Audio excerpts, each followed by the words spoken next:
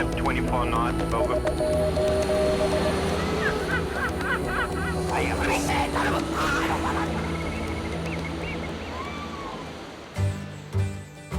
An idyll on a volcano. Santorini, the Greek dream island.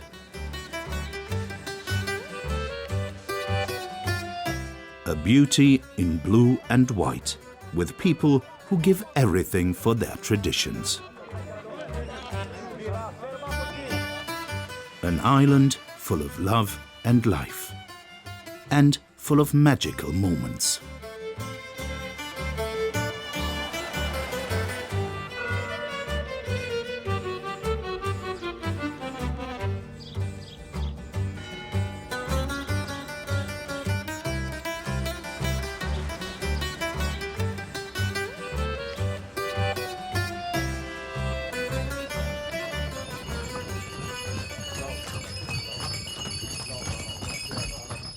Transport on Santorini is by mule or donkey.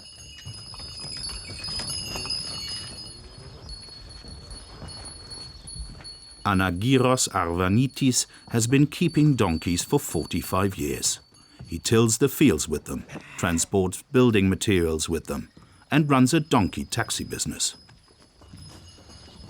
Yes, they are working animals, but really they're like humans, only they can't speak.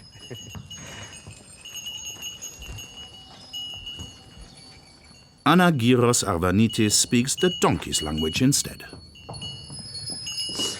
Lo, degato, lo. Lo panwur lo.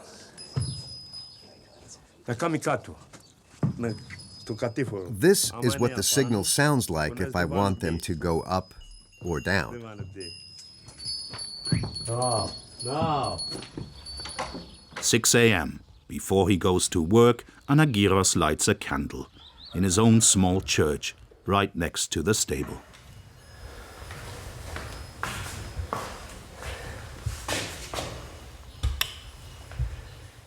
He built the church himself when his son died many years ago in a motorbike accident. Every morning he keeps a minute's silence for him and prays for good business too.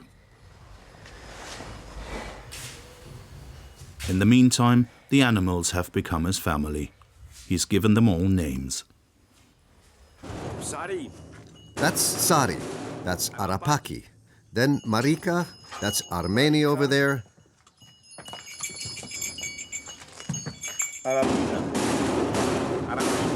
Quiet in the back.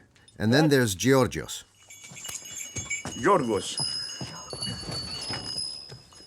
They are all donkeys to Anagiros, even though some of them are actually mules. With 7 animals, he makes his way to Tira, the capital of Santorini, 5 kilometers away.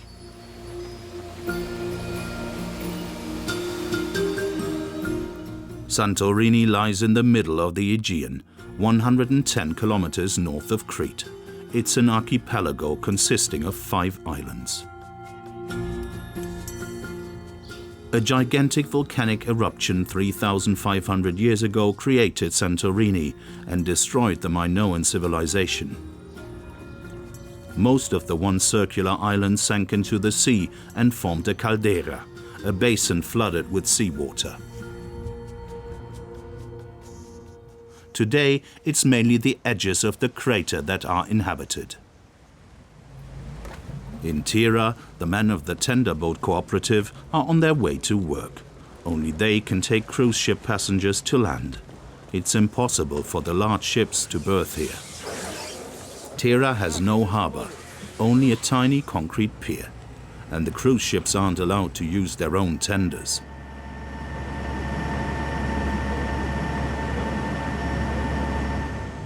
The tenders are opposite, on Palea Kameni, the actual volcanic crater in the caldera.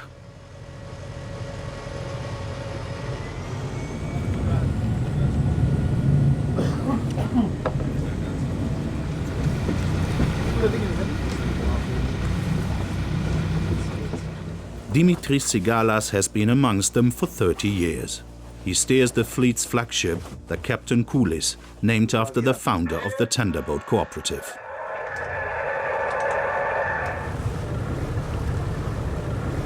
Every year, more tourists come to visit Santorini.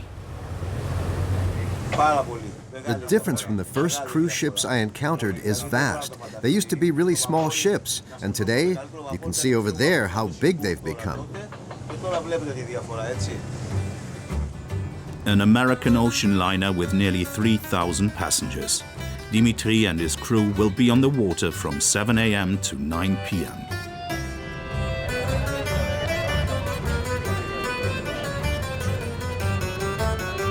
Five boats have booked in.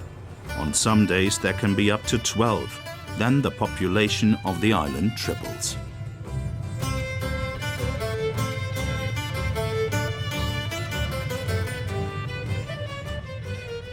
Santorini lives off these day visitors, but the big rush is a logistical challenge.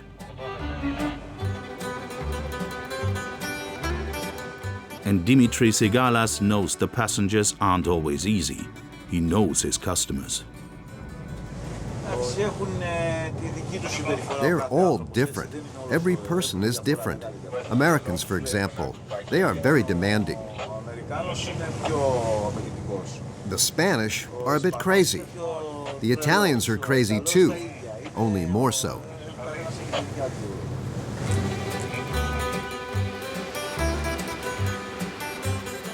Tenderboat ballet in the Caldera. Dimitri's team have 20 boats. Today, 10 have been deployed.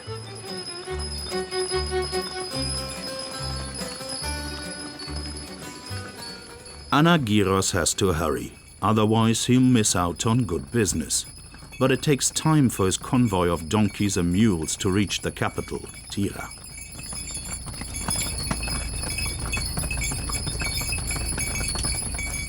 Anagiros and his taxi donkeys do most of their work at Tira's harbor steps.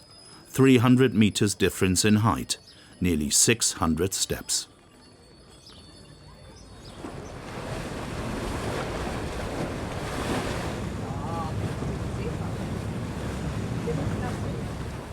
This ascent is too hard for most of the cruise ship passengers that Dimitri Sigalas brings to land today. There's the cable car for the old and frail, but the donkeys are the most popular.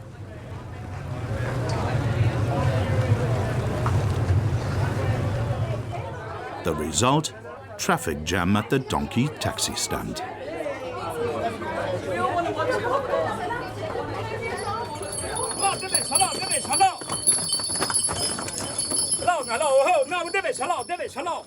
Anagiros is running late. He'll have to queue at the back with his animals. The order is very strict. First come, first served. When it's my turn, then they can mount and off we go. The animals are ready.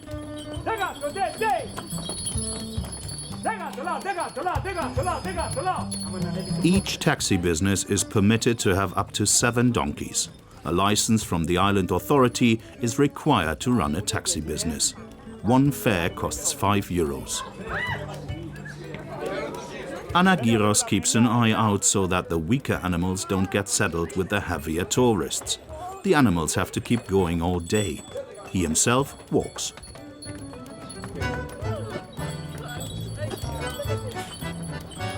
For the customers, this ride is often their first contact with donkeys. And they can't speak their language either.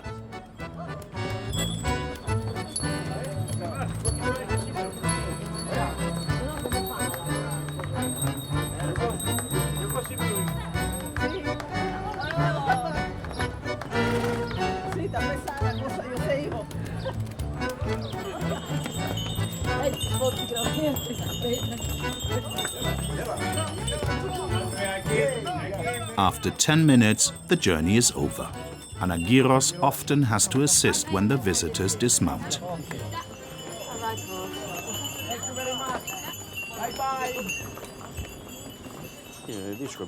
It's hard work, not just for the animals. All day in the sun, it's tiring. I've been doing this since I was 15. My father showed me then how to handle the donkeys.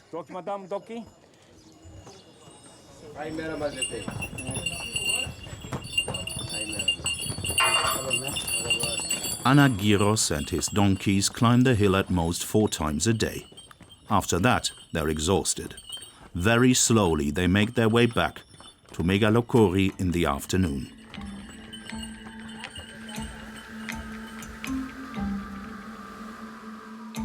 Santorini, the beauty is always in danger.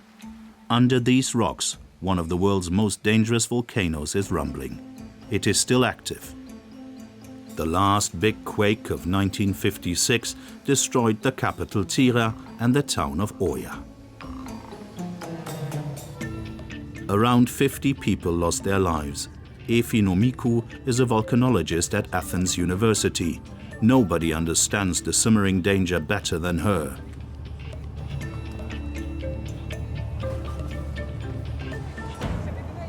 Today she wants to explain the power of the Santorini volcano to 2 students from her faculty. Efi is worried because nobody these days wants to know about the threat which is still looming from the bubble of magma under the archipelago. I have to tell the people all the time that they live on an active volcano. We have to watch it very carefully so people can live here without danger.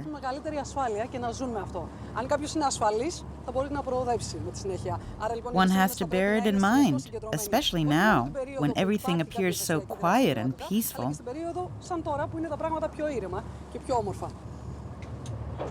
In the middle of the caldera is the Palea Kameni. This is where the volcano breathes. Geologically speaking, the island is very young. It was created by an eruption 2,200 years ago. Measuring instruments and infrared cameras have been installed everywhere. They send their data to Efi's research center in Athens.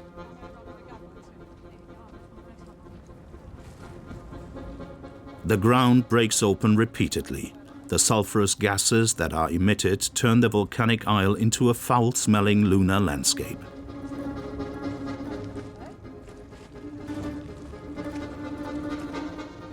A smoking powder keg in direct view of the island idyll. Efi takes her students close to the edge of the crater of an active volcano.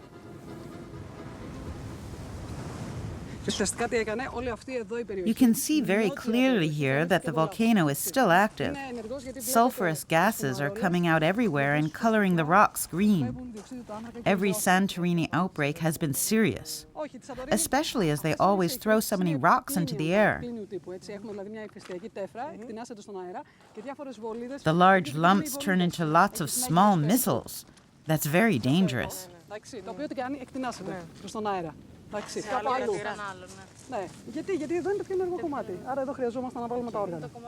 It's a scenario that scares Efi Nomikou.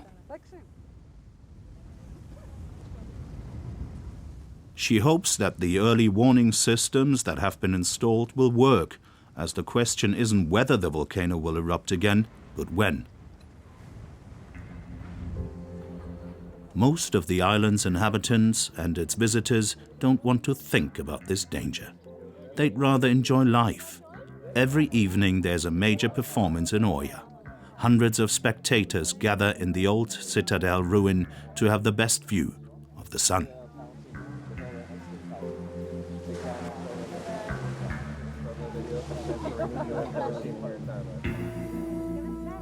They say that only on Santorini does it sink into the sea so beautifully.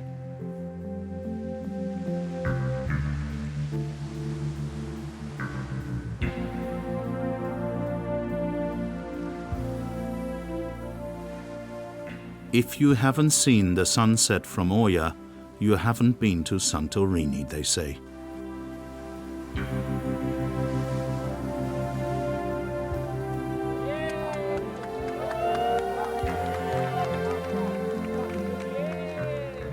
Afterwards, a standing ovation, as befits a good performance.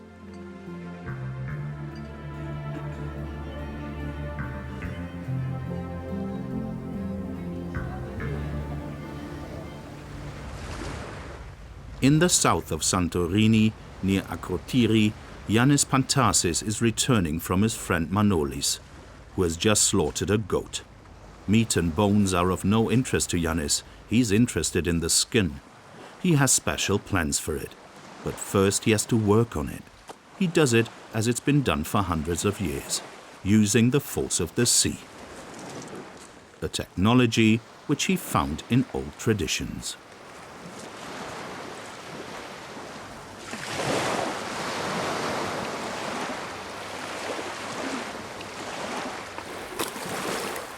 Yanis fills a goatskin sack with large stones and puts it into the surf for several hours.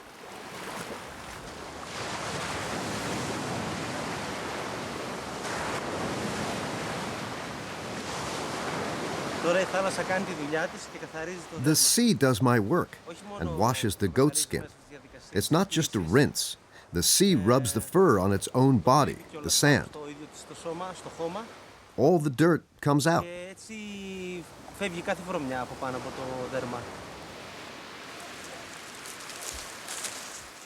While the sea is cleaning the skin, Yanis has time to cut some reeds. He needs them because he's a musician and instrument builder. He tries to get sounds out of all sorts of natural materials.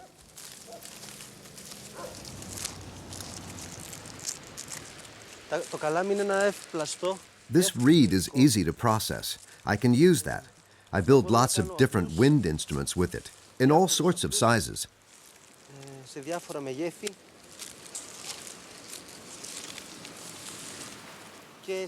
Mostly the reed shows me what I need to do with it and what it wants to be. These are the gifts of nature to man.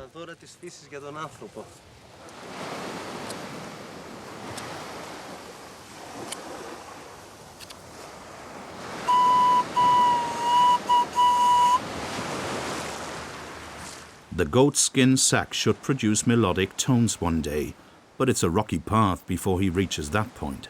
Yanis has to repeatedly turn the skin and fill it with stones. That takes time.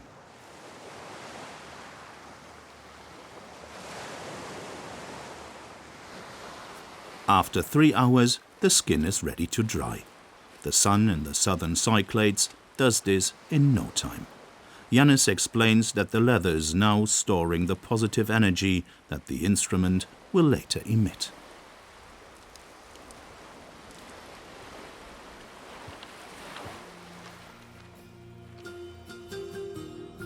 There are around 300 churches and chapels on Santorini.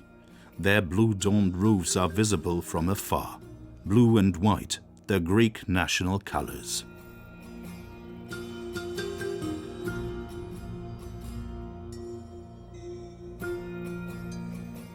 Agios Artemios in the east of the island is one of the oldest Greek Orthodox churches here. It needs a new coat of paint, as the most important Greek festival is just round the corner. Easter. It's celebrated according to the Julian calendar. This year in May. Tsimis Kouritsis has chosen a slightly lighter shade of blue for the dome. The painter wants it to be distinguished from the many dark blue domes on the island.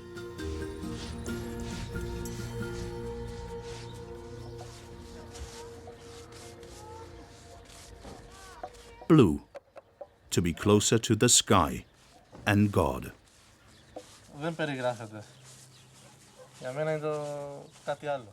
It is really special for me to paint the domes blue. Easter is coming, and I'm glad. Everything should look fresh and nice on feast days.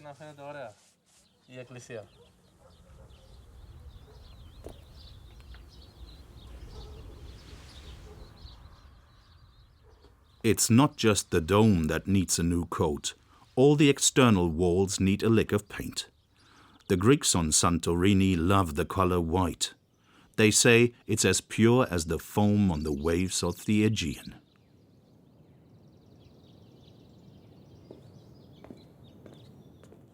Tsimis Kouritsis maintains the building all year round. When he's reached one end, he has to start again from the other.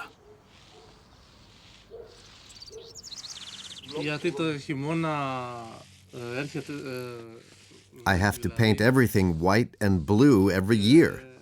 It rains a lot in winter, and then you get the red-brown sand from the Sahara. It makes everything dirty.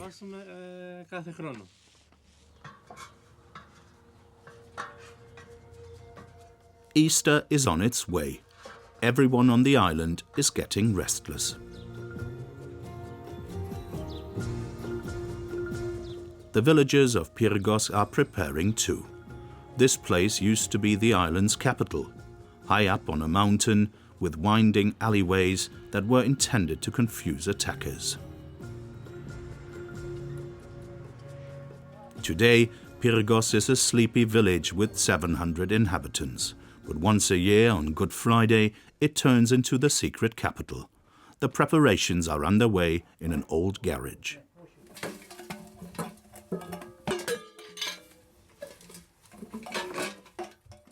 Elias Karamolegos is really the village's electrician, but in Holy Week he always gets time off. For days, together with a horde of children, he's been filling old tin cans with wood shavings. They will become flares, and they have special plans for them.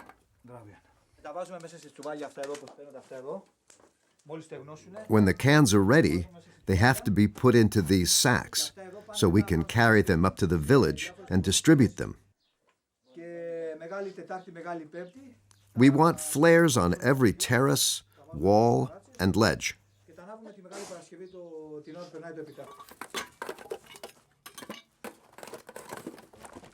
But first, the cans have to be soaked in paraffin wax, a real spectacle for the children. We heat the paraffin wax in this pot very carefully until it is liquid.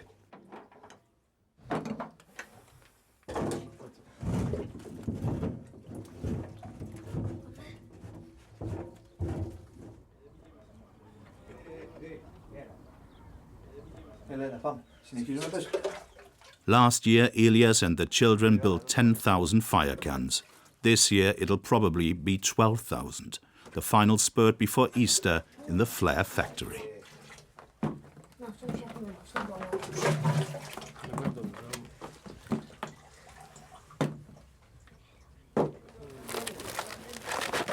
Distributing them needs strength. Elias needs his father, Lefteris, and especially Lefteris' donkey, Nikos.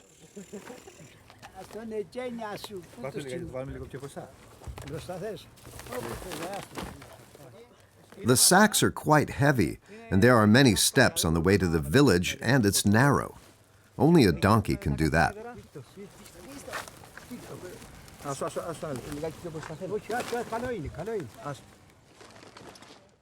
The gang have to hurry. It's only a few days until Easter.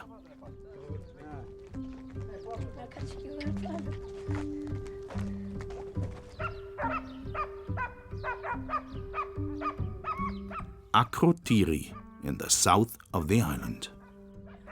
Here, Yannis Pantasis has renovated an old Venetian ruin and installed a workshop. The goatskin is dry. The reed has been cut. Now the time travel to the origins of Greek instrument building can begin.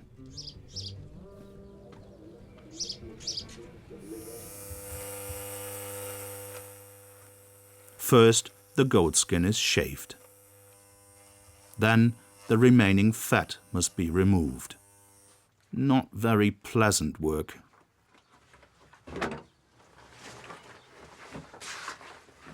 The smell of a fresh goatskin takes some getting used to. But if you really love something, you can put up with the smell. Yannis' mission? To bring the Tsambouna to life, the antique Greek bagpipes that Homer is said to have mentioned in the 8th century BC.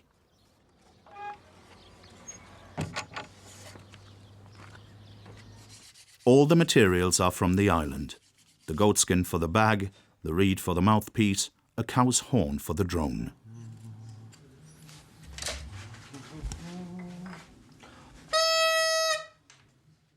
Many years ago, Yannis met an old shepherd on Santorini. He was the last person to own a tsambuna, and who could also play it.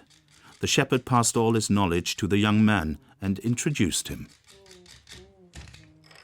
to the secret of the Greek bagpipes.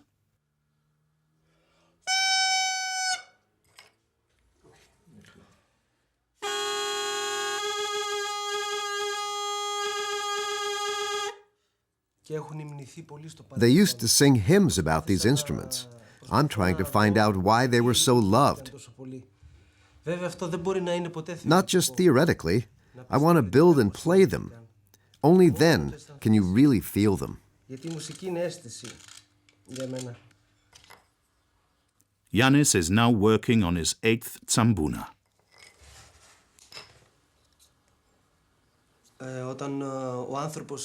The tsambona is an instrument from the times when man was trying to imitate nature. The leather and other materials give it a natural sound. They say the billy goat produces similar sounds when he's mating. Yannis has already given a few small concerts with the tsambuna.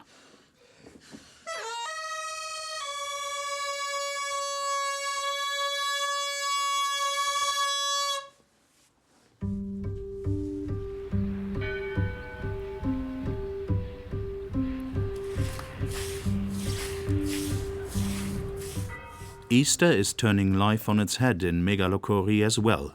Everyone is busy.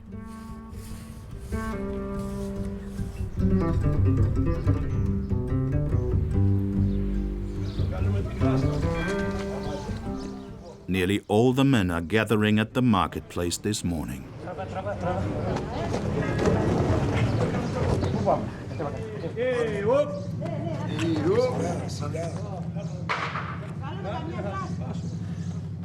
In honor of Saint Lazarus, they want to erect a huge wooden cross in the middle of the village. It's to be 13 meters high. The upright alone weighs several hundred kilograms. Jesus is said to have raised his friend Lazarus from the dead. For the inhabitants of Megalokori, remembering this is part of the Easter festival. The cross is decorated with rosemary twigs, not only because it makes the village smell nice, but also because since time immemorial, the plant has represented the remembrance of the dead in Greece. Maria Pelekano is the village head and responsible for the spectacle.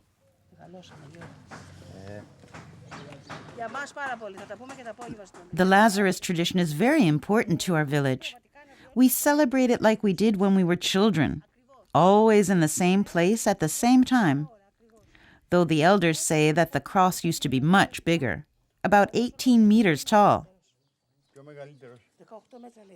Tanasi, go get a knife from the community hall.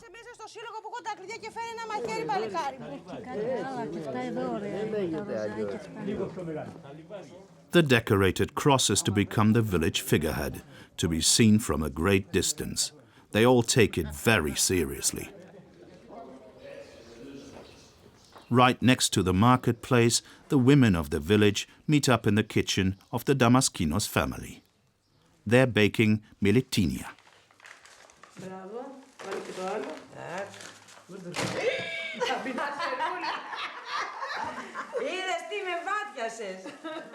Miletinia are small cakes with a sweet sheep's cheese filling, a must for Easter. Only one man is here, the man of the house, Lefteris.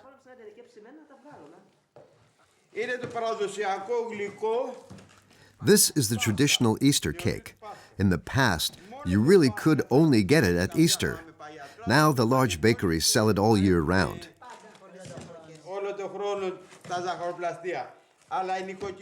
But here at home, we only bake them for Easter and at no other time. Nobody kneads as well as Lefteris.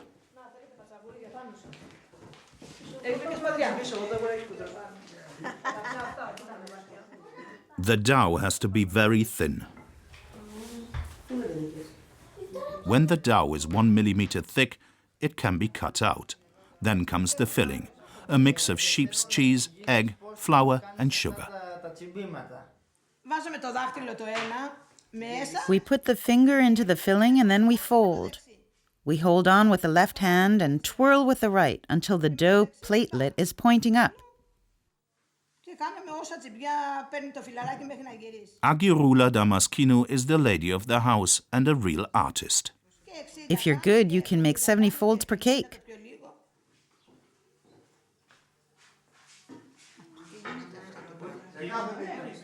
They make around 300 militinia for the family, for friends, and to give out on the street.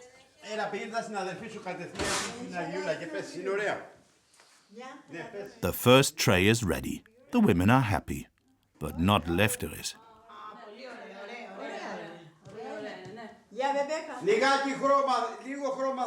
They should have a bit more color. Are they baked through at the bottom? For me, they'd be perfect if they were a shade darker. See, here, they need a bit more. Well, if the women are happy, we'll leave it. Lefteris has to get changed quickly as he's needed on the marketplace.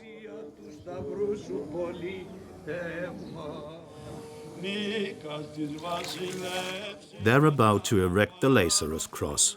The priest blesses the hole that was dug especially for the cross, and then everyone has to give a hand.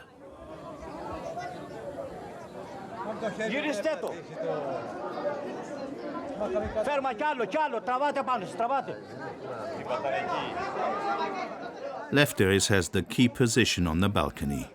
Here is the point that decides if the cross will stand straight or not.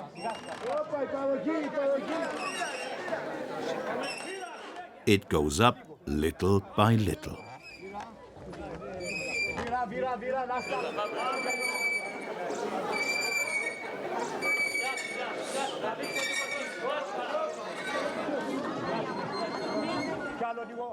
After 15 minutes, it's done. The cross is fastened tight with ropes going in all directions. The head of the village can have a sigh of relief. Now I'm happy. Until just before, I'm always worried. My heart is thumping because it's all a bit risky. But when the bells start ringing and the cross is standing, then it's all good.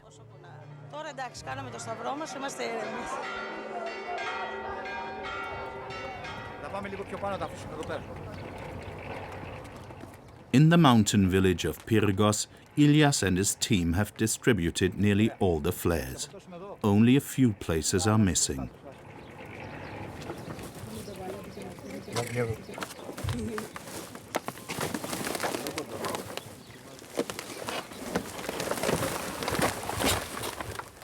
No wall, roof or terrace is left out. Flares everywhere.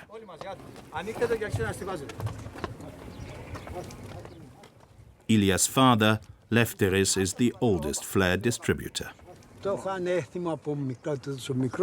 I was part of this for the first time when I was 14. That's a long time ago. We do it for Jesus Christ, who sacrificed himself for all of us on Good Friday.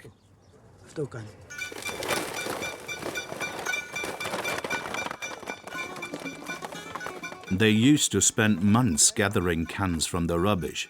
These days, the island authority gives them the tins.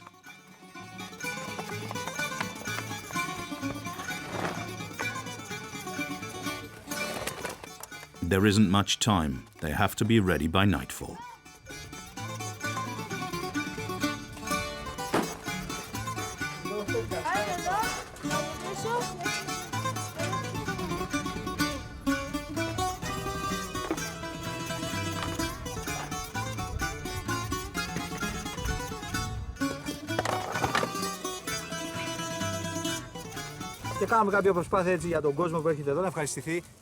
We do this for all the people on the island. It's a special day for the Greeks. Good Friday and Easter, our most important church and family holiday. 12,000 flares have been distributed.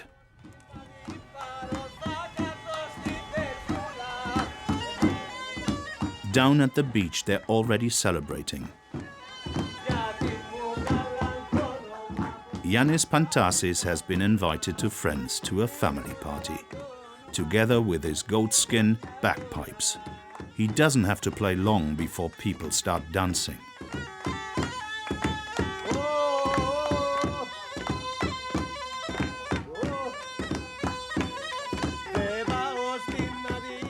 Yanis's wife Agi is there and gives the beat.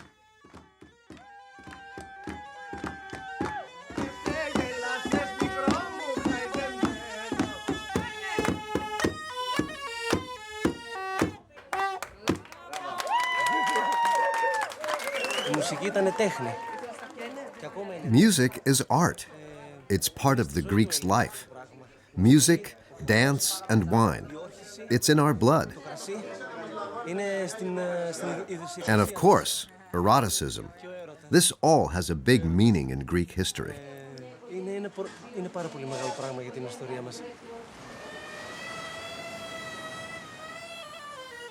Santorini, island of love.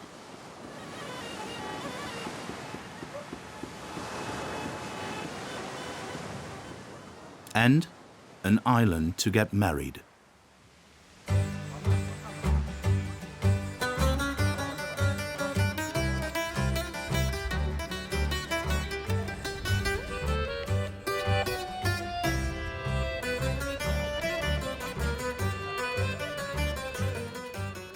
Chinese couples in particular have discovered Santorini as the dream destination for the romantic ceremony.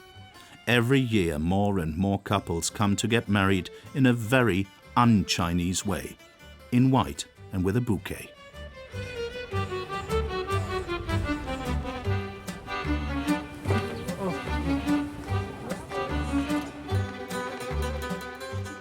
Chen Li has been dreaming of this for years. Her boyfriend Xie Henghao was in agreement. Get married only here on Santorini. Both are from Shanghai. Both studied engineering. I like the colors of Santorini, and the sea is so pure. I long for that.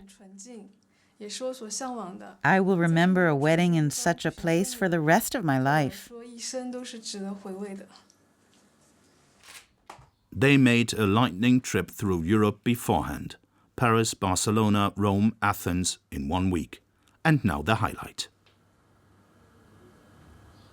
White, blue, the sea blue. This white, this blue, the sea, and this light, it is so lovely. So beautiful. You can see. This expanse, you feel so light here. Very easy in here. The wedding packet that Chen Li and Xie Henghao have booked costs 700 euros, with hotel, registrar, cake, dinner, photos and video. They need the latter for family and friends who have stayed at home. In marrying you today, I will love you Xie Henghao and Chen Li speak their wedding vows. I will love you forever. forever. I give you this sign I give you the sign of our love, of all my love. As a symbol of the vows of the vows we have made, here in this day. and from this moment you are both united by free will into marriage. The wedding night is not very long. At 5 the next morning, their plane returns to Shanghai.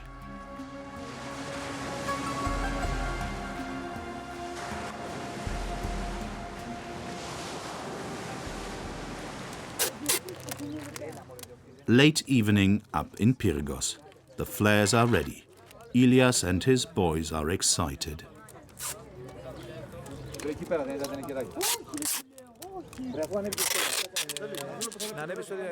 He sends them off to the church to light them.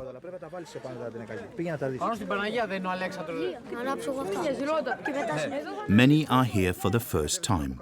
Now perfect timing is required. They are trying to light 12,000 flares, more or less simultaneously.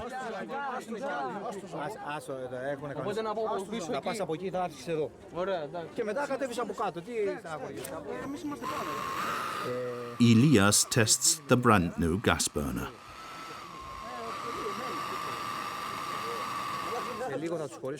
I've divided people into groups that will start from here. I've mixed experienced people with newbies, so nothing goes wrong. They will all wait for the signal, and then everything will be lit, and the whole village will light up and be visible over the whole island.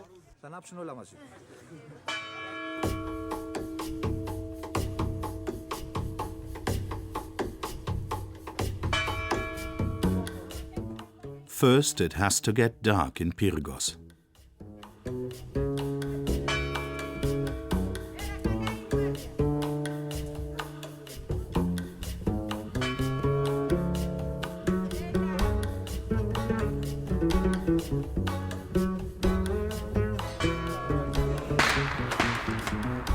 And then an incident, a false start.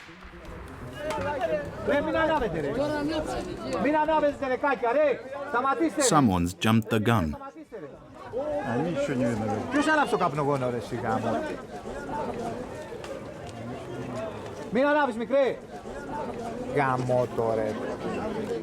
This was not the plan. We're using the new gas burners the first time this year, and one of the newbies must have gotten nervous and wanted to test one. But we solved the problem and extinguished the flares immediately. I'm not angry, just a bit stressed.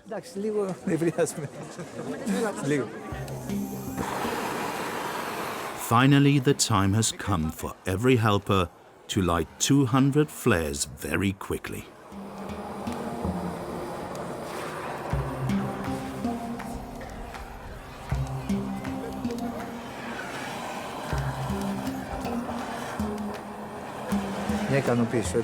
When everything is lit, I'm happy.